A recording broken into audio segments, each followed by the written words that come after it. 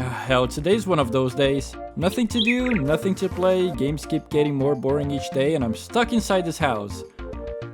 If only I drew a door instead of a window. Ow. What is this? Top Gear? I do have a Super Nintendo, but my TV isn't one of those old CRT dinosaurs anymore. There's no way for me to play right now. Okay, this is normal. Hey, idiot! You want to play Top Gear but you can't connect your Super Nintendo to your new flat screen TV? Well, guess what? Now you can buy the Top Racer collection directly from Steam and play it on your PC, Xbox, PlayStation, or wherever your heart desires. It has 4 games, all those juicy shaders, a banging soundtrack, and the best part, it's out right now. So get your wallet ready and show us how much you love old video games. Top Gear Racer Collection is not responsible for any accidental or intentional deaths caused during gameplay. Oh, well, isn't that a beauty? Where's my wallet?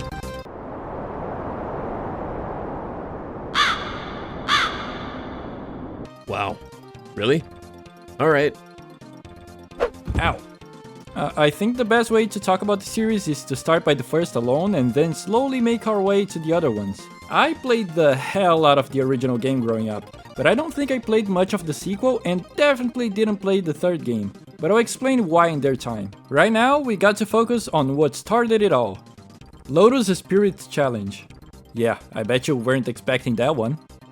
This game is basically the grandfather of Top Gear. It was developed by Magnetic Fields and published by Gremlin Graphics, who afterwards apparently became a developer too, because it says that they were the ones who developed Top Gear and the publisher is Kemco. So yeah, I have no idea. Nostalgia doesn't really come to mind when talking about this game because I've never touched the Lotus series. It had 3 games, all 3 of them released to the Amiga, the Atari ST, the Commodore 64, and even the Amstrad CPC. Yeah, that one doesn't really look very good, but at least it doesn't sound like the Atari version.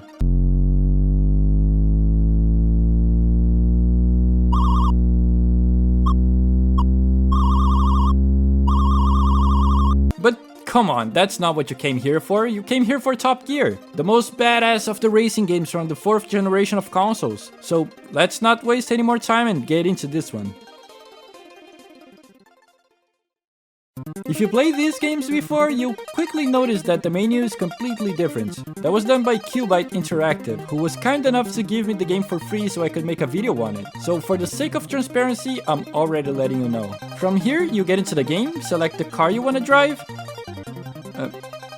Cannibal, Sidewinder, Razor, Weasel? The cars have names? Growing up, we just used to call them by their colors, but after checking the manual, they are right. The cars do have names. Of course, it's not just the colors though. Each car has a different top speed, acceleration, tire grip, and fuel consumption, which, at least for me at the time, was really awesome. And trust me, this is still cool because it can completely change the way you play the game. And we're going with the Weasel.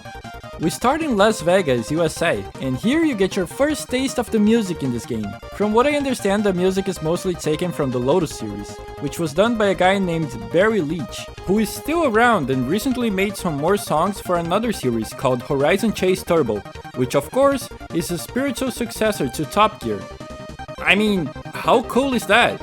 I just have to keep bashing on this key and tell you that the music in this game is amazing. All of the songs became so iconic that it has been used in mods, played in real life,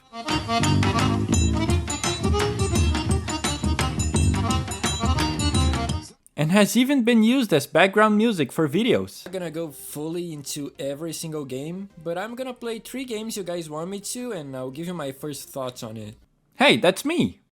But of course, the game can't just be music. After all, you could just get an MP3 player instead if that was the case. You can accelerate with Y, yes, Y of all buttons, B to use nitrous, which you have 3 in this game, and X to brake.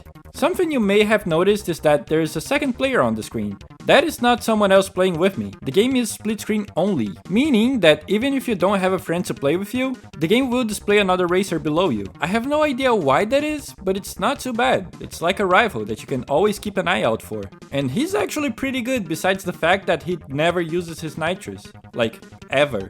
If you go back to the original Lotus series, you'll notice that they also had half of the screen for the gameplay. So I thought it maybe had something to do with that, but sadly, I couldn't find anything about it. Someone mentioned that it might have been something to do with them wanting to have multiplayer, and the best way to do it in terms of performance was doing it like that, but don't quote me on it. Also, the same happened in other games, one good example being Mario Kart for the SNES. Still, no idea why that is. And trust me, later on this definitely hurts the game. I never noticed it too much, but when you pay attention to how much the performance drops whenever there's two players on the screen, the difference is tremendous. Like, look at this. The game has a choppy frame rate whenever there's a lot on screen, but then if one of the players goes into the pit stop, the game runs just fine. But again, that's not too bad. And talking about the pit stops, that's one of the most fun parts of this game. Sometimes you get these long races with lots of laps, and slowly you run out of gas. So you must figure out when is the best moment to get into a pit stop to refuel your gas. When you do, however, your opponents can gain on you, so there is some strategy to that. If you do run out of gas, it's not always the end of the race though, as you can still be pushed to the finish line if you're lucky. Or if you have a good friend as the second player. Hitting stuff will also deplete your gas, so be careful how you drive. In this game, you run through 8 different countries, each having 4 different tracks. And for some reason, one of the countries is South America, which includes Mexico. I really don't know. Anyway, Top Gear is a good start for the series in my opinion. It was always my favorite growing up, and even though it's a very simple game, it's also peak couch co-op. Just get a friend, give this one a shot. I'm sure you'll have a fun time. Oh, especially now that you can play online thanks to this re-release. I played with my friends, and even though we were very far away from each other, we were still able to have a smooth session in these games. But now let's move to Top Gear 2, the sequel to Top Gear, obviously. Growing up, like I said, I always loved the original, but I was never the biggest fan of the sequel. I couldn't exactly pinpoint why, but I knew this game was too hard for me as a kid, and after giving it a second chance, let me tell you, this is easily the most punishing game in the series. And this one also goes insane with the soundtrack. I simply love how this game sounds. Just listen to this.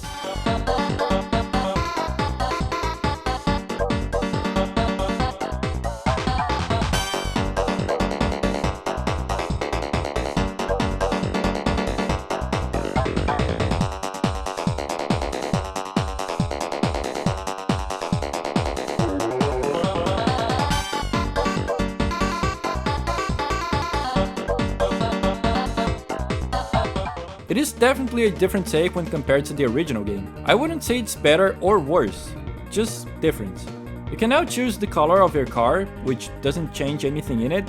However, you can upgrade your car to have a better engine, better nitrous, better gearbox, better armor in the front, rear or sides, and better wet and dry tires. So unlike the last game, this one has some very good progression for you to get through. You start with a crappy car, which I still can't win a race on, and must keep qualifying to the next races to get more money and keep upgrading your car. I think what you will notice instantly when you boot up this game is that you only get one screen now, which to this day still feels weird to me considering I got used to having a second player at all times in the bottom. This one still has co-op though, so feel free to invite a friend over.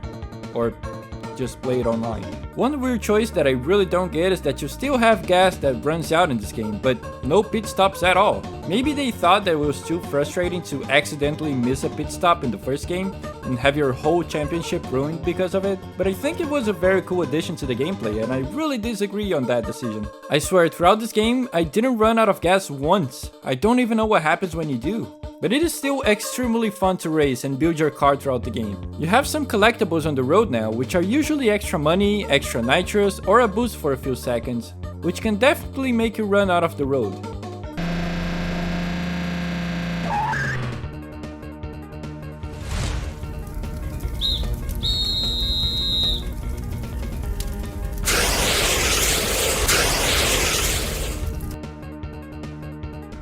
A talked about the difficulty before, and that comes from one main factor: car damage.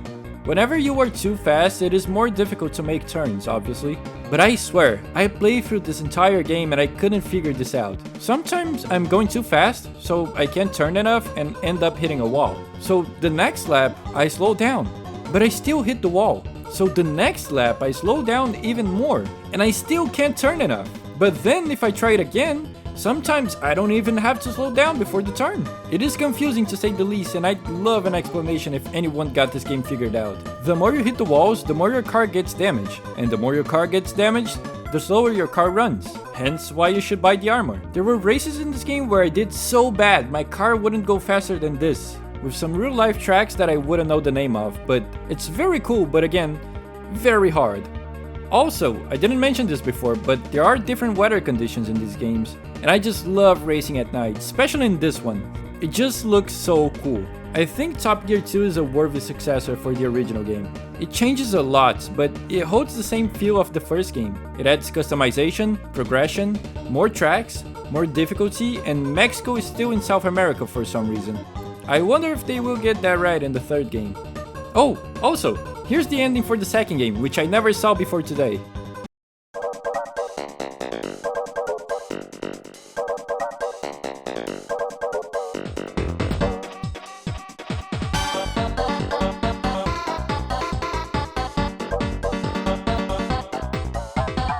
Now, you must be thinking, okay, time for Top Gear 3, right? Wrong. There is no Top Gear 3. The next entry in the series is Top Gear 3000. What happened to the other 2,998 games? I have no idea. But as the name suggests, this game takes place in the future, and it's a very different kind of game to be in the series.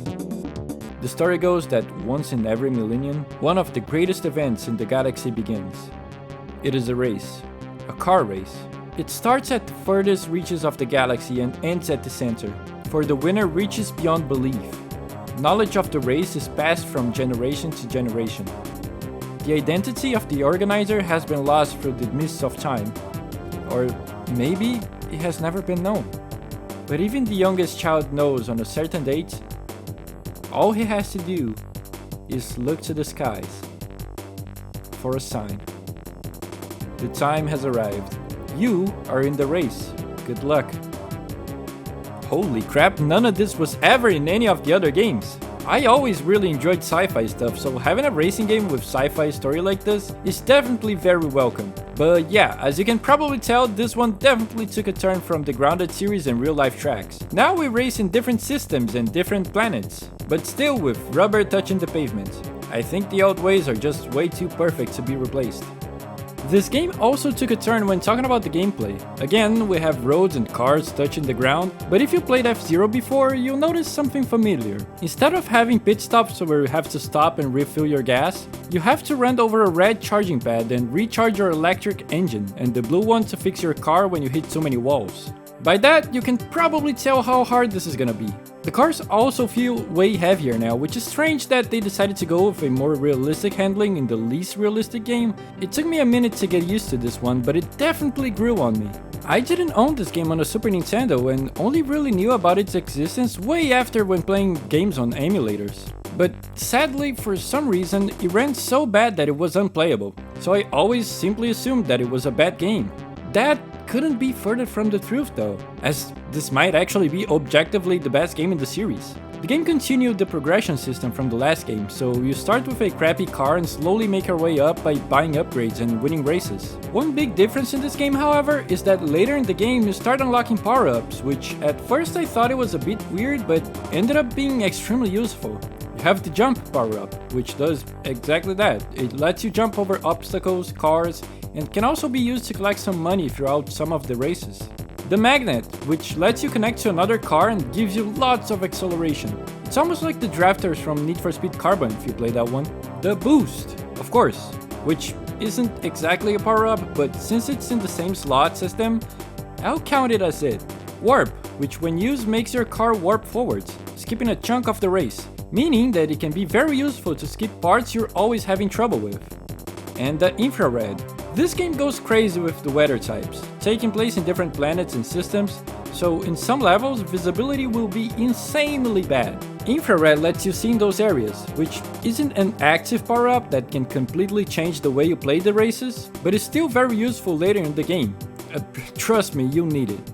And another addition to this game, which I thought it was awesome, is that you have different paths to take in some of the races. Sometimes you get a shorter path and a longer one. The shorter path being faster, of course, but the longer path having the charging pads we talked about before. So it makes you think, can you make another lap without recharging your car? Is the time save worth being so close to losing the championship? And you have to think about all of that while making turns at 470 kilometers per hour.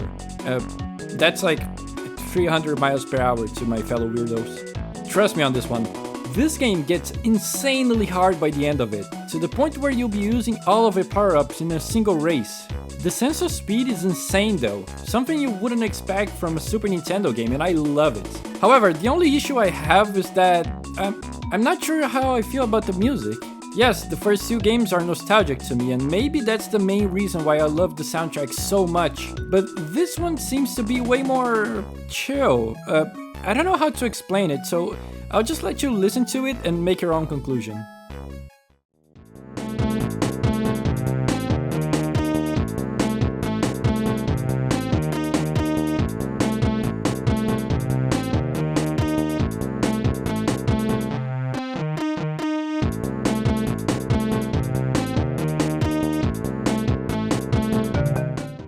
Don't get me wrong, I love the music that plays on the results screen, for example, but overall I think it's a step back from what we had before. At the end of the game, a giant ship comes and abducts our car while we get a message. Superb. You are the true champion of the ultimate challenge in the galaxy. As you enter the alien craft, you are filled with a sense of awe. You sense a presence.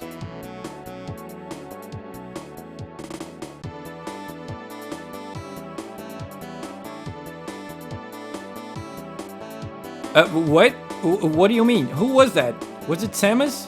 I guess we'll never know.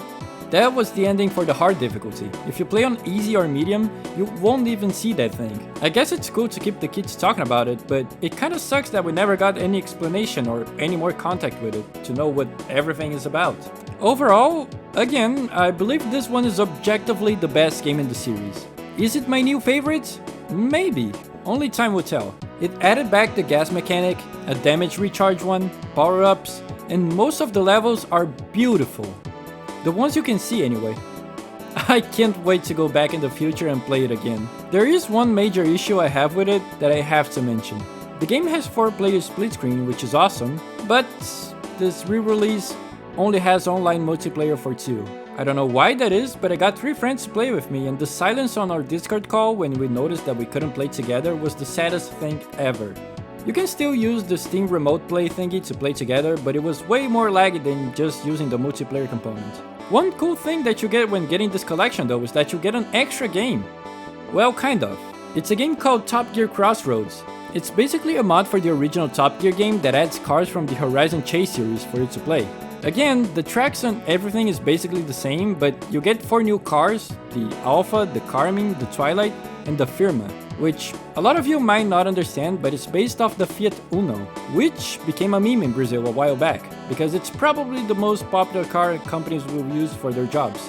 And it has the faster acceleration in the game, of course.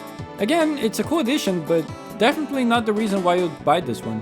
In the end, I really hope this video piqued your curiosity about these games, and if it did, I highly recommend that you go back a bit and try these games out. Again, another huge thank you to QuByte Interactive for giving me this game for free so I could make this video on for you guys. And I highly recommend that you check out not only this game, but their other published games.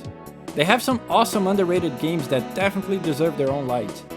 And of course, a huge thank you to you. Yes, you. I know this video took a while to come out, but I hope it was worth the wait. And a special thank you for everyone that is still a member in the channel. Thank you so much for helping me keep the channel alive and kicking. And I hope to see you in the next one. Take care!